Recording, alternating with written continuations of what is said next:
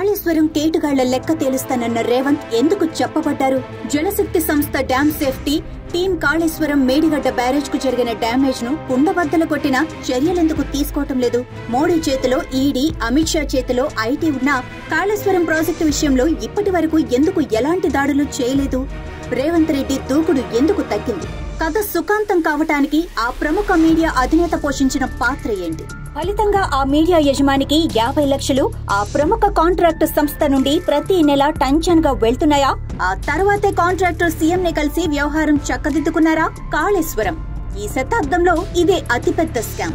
1,00,000 కోట్ల రూపాయల అవినీతి జరిగిందని స్వయంగా కేంద్ర హోంశాఖ మంత్రి అమిత్ షా ఆరోపించారు. అంతేకాదు, ఈ ప్రాజెక్టులో జరిగిన అవినీతిపై controller and auditor general CAG కూడా అక్షింతలు వేసింది. కాళేశ్వరం ప్రాజెక్టు వల్ల ఎక్కువగా లాభపడింది పాలకులు, కాంట్రాక్టు సంస్థలేనని కాగ్ రిపోర్టులో తేల్చిపడేసింది.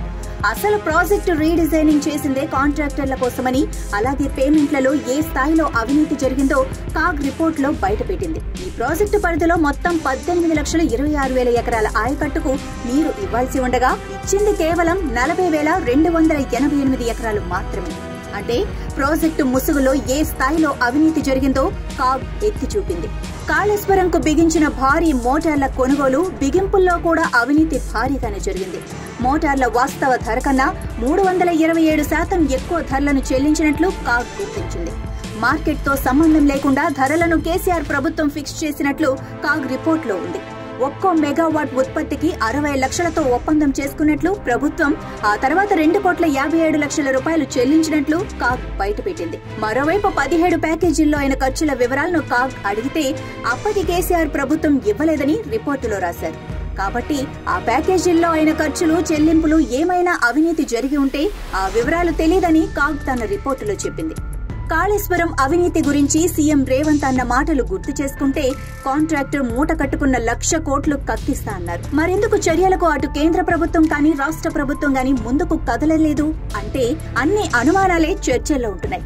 కాళేశ్వరం అవినీతిపై పక్కా ఆధారాలున్నా రేవంత్ మౌనం వెనుక ఓ ప్రముఖ ఛానల్ అధిపతి చక్రం ప్రధాన కారణమని, ఎప్పుడైతే ఇలాంటి బాధ్యతను ఆయన భుజానికెత్తుకున్నారో అప్పటి నుండి ఆ మీడియాలో కాళేశ్వరం ప్రాజెక్టు, మేడిగడ్డ బ్యారేజ్ కి సంబంధించిన వార్తలు అసలు ప్రసారమే కాకపోవడం ప్రజలకు ఆశ్చర్యం కలిగిస్తోంది.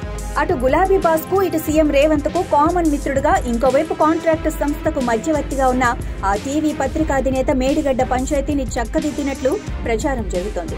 దాదాపు ప్రయత్నాలు సఫలం కావడంతో కాంట్రాక్టర్ సీఎం రేవంత్ ను దర్శించుకోవడం, ఆ తర్వాతనే మేడిగడ్డ కథ కంచుకి చేరిందని తెలంగాణ రాజకీయ వర్గాల్లో చర్చ జరుగుతోంది. ప్రపంచంలో 8వ వింతగా చెప్పుకున్న ఈ ప్రాజెక్టు ప్రపంచమే నివ్వెరపోయేలా అవినీతిలో కూడా ప్రపంచ రికార్డులను బద్దలు కొట్టిందనేది తెలంగాణ సమాజం నమ్మింది. బీఆర్ఎస్ పార్టీని గద్దె దింపింది. కానీ ఇప్పటి వరకు చర్యలు లేకపోవడంపై మాత్రం అనేక ప్రశ్నలు, అనుమానాలు తలెత్తుతున్నాయి.